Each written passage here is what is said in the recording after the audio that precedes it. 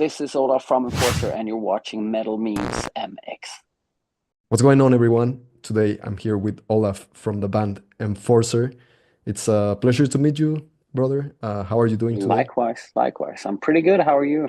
Oh, I'm really good. Just before we came in, Nice. you told me you were in Greece, which is a very nice place. So that's really Yes, cool. yes, yes. We had a tour here the previous weekend, and I stayed a bit here to enjoy some some of the Mediterranean Sea by all its means.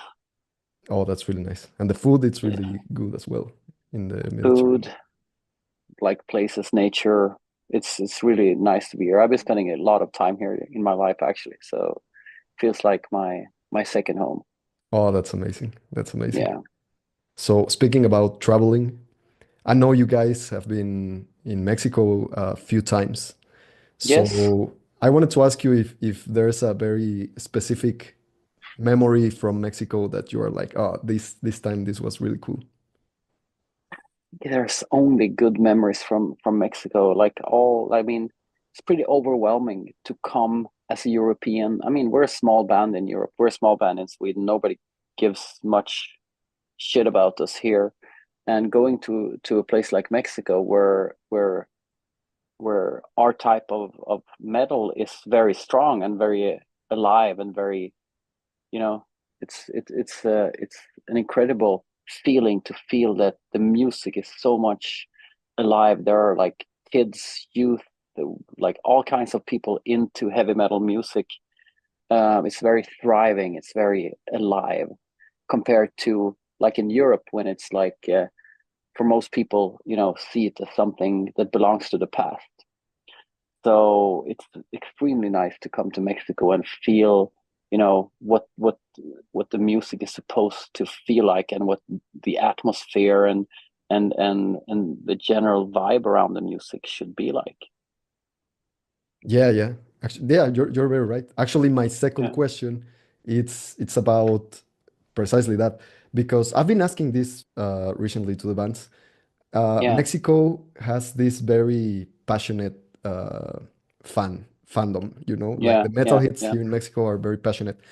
And I wanted to ask you, what difference do you see between the fans here in Mexico from, for example, Europe? And also, I wanted to ask you, and I've said this before, this energy that the fans give to the bands, it's almost like I've said this before, it's like a spiritual explosion. And some Yeah. people really thrive on it. Like they are like, oh yeah, all this energy and they project it very well. And other people get overwhelmed and they're like, oh, what should I do with all of this? So I wanted to ask you also this part. Well, we are a speed metal band, so I mean, I think it's like for us, it goes like hand in hand in what we're doing. It's very, it's been like a always been an important thing for us to like drive and energy to create like a circle of energy that goes between us on stage and the audience and back again, and that's how you really make a show something magical when you do it together with the people and they are like at the same level as you are, and then that's when you really get this magical energy flowing. And so I mean it's very welcoming and it feels like it's really part of the entire idea about the band somehow. So it's not frightening at all, it's rather how it's supposed to be. And what is the difference? I mean, it's a bit what I start to say. I mean, in Europe and especially Northern Europe, it's I don't think it's a bit like heavy metal is something considered to be a bit in the past. So it's generally older audience, like in North Europe especially. And but having this energy of the youth that comes out to shows in South America, it's rather spectacular, I think. Oh yeah. Yeah, it's a little bit of a, like you said, a contrast between maybe almost Yeah, personality of people. And yeah, I wanted to ask you because everyone says something different. Most people thrive on this like energy, as Yeah, we were saying. yeah. That's really cool. No, but I seriously enjoy it, and I think that's what heavy metal is supposed to be, right here, right now, in the Yeah, of moment. course. Yeah. Yeah, of course. Oh, that's really nice. So for my third question, and this is almost Yes. like a rhetoric question. Yes. Uh, let's say you can have a granted wish to revive a heavy metal legend. Who would you Yeah. revive? Only one Oh, person. yeah. A person to, well, I think Ronnie James Dio, because he's Oh, like an inspiration to me in so many ways, and also like a very central figure in the creation of heavy metal, how it's supposed to be and what it is, I think. oh man. Uh, Yeah. yeah, I managed to see him a couple of times, but I think that I would enjoy it so much more now compared to when I saw him when I was a teenager. But well, yeah, yeah, Oh, that's really good because I love Dio as well, you know. yeah, As a singer, I like he also inspired yeah, me a lot. And also the other day we were on a festival here in Mexico on Candelabrum Metal Fest, and my yeah, friend Kobaru, which is the other guy here from the channel, he was asking people like, who do you prefer Black Sabbath with, Ozzy or Dio? And most people said Ozzy. Of course, I love Ozzy as well, you know. yeah. But I said Dio because Dio, his voice was something out of this world, I think. No, the two albums that Dio did with Black Sabbath, that's one of the two best albums in the entire genre of metal. It's like it really is something magical, something extraordinary, I would Oh say. yeah. Oh yeah, of course. I never got to Yeah, see him live, but yeah, yeah. yeah, I get it. So this is my last question. I don't want to take a lot No, of time for there's you. no worries. Yeah. So this is the question I always ask, and it goes something like, what is the craziest or most bizarre thing that has happened to you on the metal road? Oh, I I don't know. I get that. I honestly get the question quite often. Oh, really? But it's really hard to point out one thing that is like crazy thing that happened.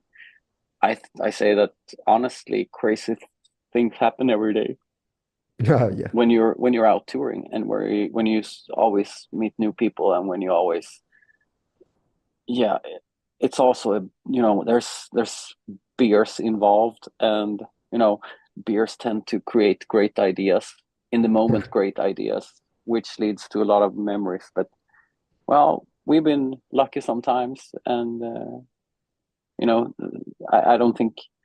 What was the craziest? I don't know. There's some things. mm, we stopped. Long story short, we got we got stopped at a service station in Belgium with Flotsam and Jetsam, Destruction, and Nervosa, and it happened to be like in an ISIS controlled area. So we were like, that was a crazy thing, So we were almost chased out there. We received a lot of death threats because they thought that they heard that we were American, or that we were among like American people, and we had to be escorted out there. Like the entire gas station was surrounded by angry ISIS supporters who wanted to kill us because we were Americans. So we had to be there. We had to be escorted by the police from the gas station. That was a crazy thing.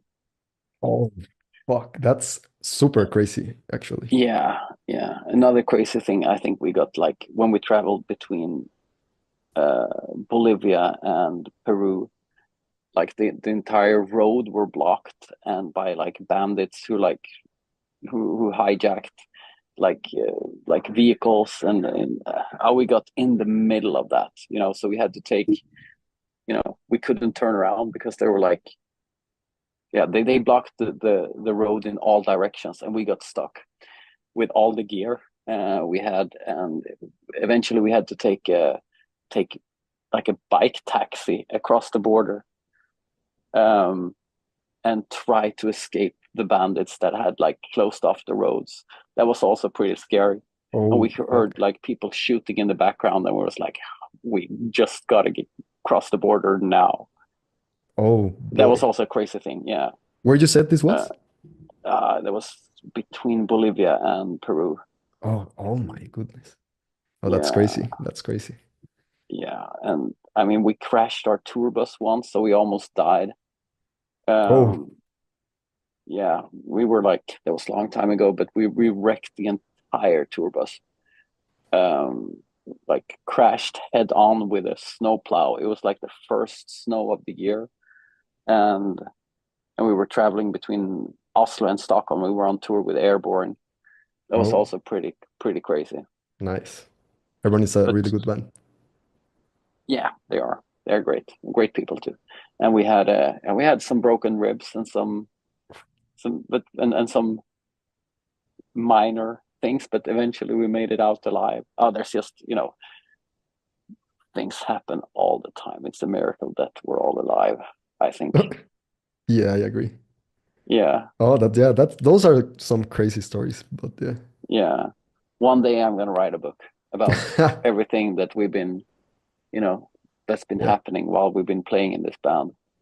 That's a good idea, actually. Yeah, Yeah, yeah. maybe that's something, Motley Crue were pretty irrelevant until they released the dirt, and all of a sudden they were like Yeah, very, very famous. they were like relevant, and everybody wanted to book them again. So maybe that's what it takes to get up there. Yeah, yeah, maybe. So, what's next for Enforcer? um what's next? We have a show in France. It's a pretty busy like year ahead of us, even though we don't have any tours, but we have a show in France next week, and then we do a Swedish tour, 7 dates around Sweden for the first time. That's going to be pretty interesting because Sweden is usually a very weak place for our type of music. But since we're from here, we decided to try our best and hopefully, you know, get some like get some get some get something going here so we can like, you know, I don't know. We'll see how about that. Then we do the Mexico Metal Fest, so we go straight to Mexico and back, and then what else do we have? We have some. Then we go to Japan and Singapore and Australia in the beginning of next year.